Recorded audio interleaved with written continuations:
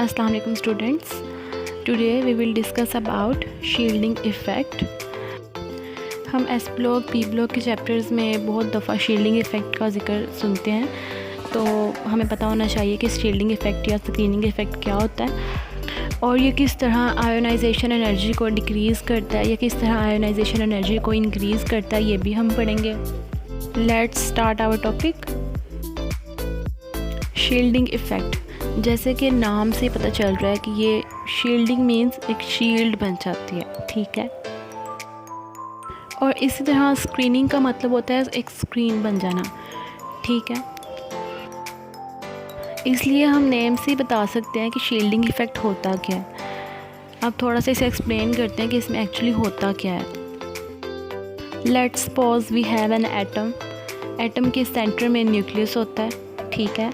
और न्यूक्लियस के जो अराउंड रिवॉल्व कर रहे होते हैं इलेक्ट्रॉन्स, ऑर्बिट्स में रिवॉल्व कर रहे होते हैं, उन इलेक्ट्रॉन्स पे न्यूक्लियर चार्ज होता है। न्यूक्लियर चार्ज का मतलब होता है कि जो न्यूक्लियस उन पे अट्रैक्टिव फोर्स लगा रहा है उसे हम न्यूक्लियर चार्ज कहते हैं। एक्चुअली न्यूक्लियस ने इलेक्ट्रॉन्स को अट्रैक्ट करना होता है।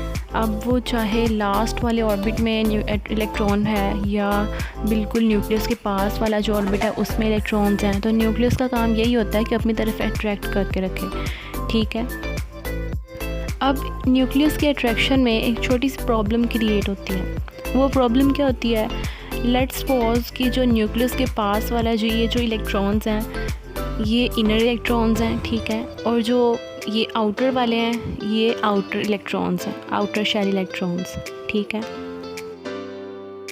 अब न्यूक्लियस ने इनर इलेक्ट्रॉन्स को भी अट्रैक्ट करना है और आउटर मोस्ट इलेक्ट्रॉन्स को भी अट्रैक्ट करना है, ठीक है। लेकिन जो इनर इलेक्ट्रॉन्स हैं उनका सेम चार्ज होता है, जो कि आउटर मोस्ट इलेक्ट्रॉन्स हैं उनका भी सेम चार्ज होता है। इन दोनों के सेम चार्ज की वजह से वो क्या करता है कि इनर शेल इलेक्ट्रॉन्स रिपेल करते हैं आउटर मोस्ट इलेक्ट्रॉन शेल्स को। इनके रिपेल करने से क्या होगा? न्यूक्लियस की अट्रैक्शन फोर्स कम होगी। जैसे न्यूक्लियस आउटर मोस्ट इलेक्ट्रॉन्स को अट्रैक्ट करता है, उसी तरह जो इनर इलेक्ट्रॉन्स होते हैं वो अपनी रिपल्सिव फोर्स लगाते हैं आउटर मोस्ट इलेक्ट्रॉन्स पे। तो इस प्रोसेस में जब जो अट्रैक्शन फोर्स है न्यूक्लियस की वो रिपल्सिव फोर्स से कम हो जाए, तो इसी को हम बोलते हैं स्क्रीनिंग इफ़ेक्ट या शील्डिंग इफ़ेक्ट। अब न्यूक्लियस तो आउटर मोस्ट इलेक्ट्रॉन्स को अट्रैक्ट कर रहा था, लेकिन एक शील्ड बनाने वाला काम, एक स्क्रीन बनाने वाला काम किन्होंने किया है? इनर शेल इलेक्ट्रॉन्स ने। अब इनर शेल इलेक्ट्रॉन्स ने न्यूक्लियस के सराउंड एक शील्ड बना दिया, एक स्क्रीन बना दिया, ठीक है, जिसकी वजह से उसकी अट्रैक्शन जो है वो आउटर मोस्ट इलेक्ट्रॉन्स पे कम हो गई और इसको हम शील्डिंग इफ़ेक्ट कहते हैं। तो न्यूक्लियस की अट्रैक्शन कम होने को शील्डिंग इफ़ेक्ट बोलते हैं। जैसे ही न्यूक्लियर चार्ज, जो मैंने बताया था कि इलेक्ट्रॉन्स और न्यूक्लियस के दरमियान जो अट्रैक्शन होती है उसे हम न्यूक्लियर चार्ज कहते हैं। तो न्यूक्लियर चार्ज कम होगा आउटर मोस्ट इलेक्ट्रॉन्स का, तो दैट्स वाई जो अट्रैक्शन है वो न्यूक्लियस की कम हो जाएगी, तो इसे हम शील्डिंग इफ़ेक्ट बोलते हैं। एक बहुत इंपॉर्टेंट बात आपने याद रखनी है कि जैसे ही इनर शेल्स में इलेक्ट्रॉन्स बढ़ते जाएंगे उतना ही शील्डिंग इफ़ेक्ट बढ़ता जाएगा, ठीक है।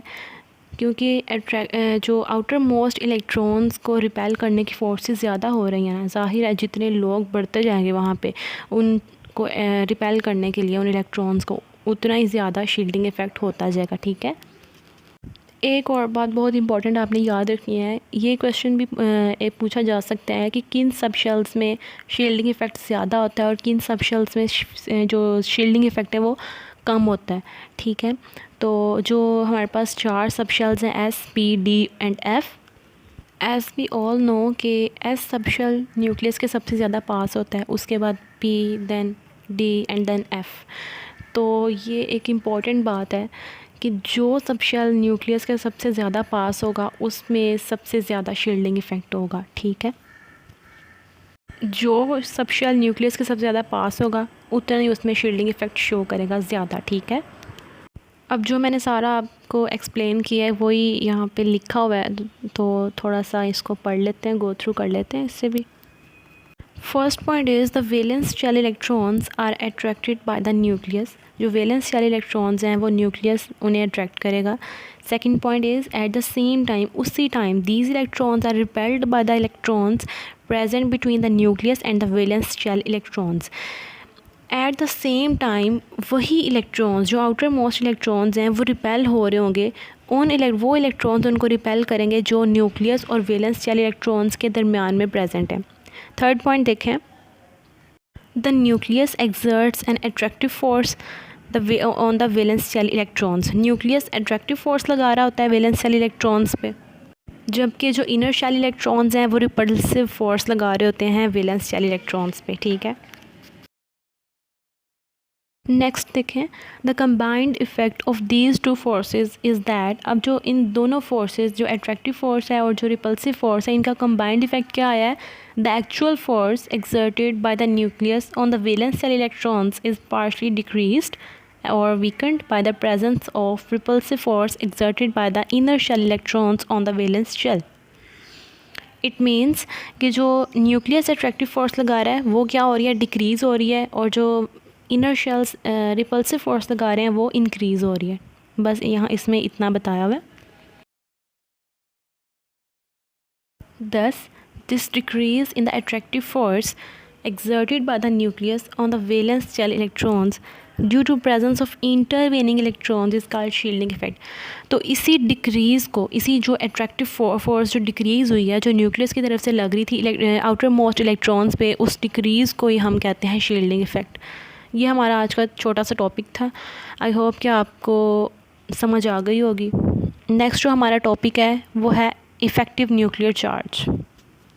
तो नेक्स्ट वीडियो भी ज़रूर देखिएगा, बहुत इंपॉर्टेंट टॉपिक है और वेरी इजी एक्सप्लेन किया जाता है, तो आपको बहुत अच्छी तरह से समझ पे आ जाती होगी।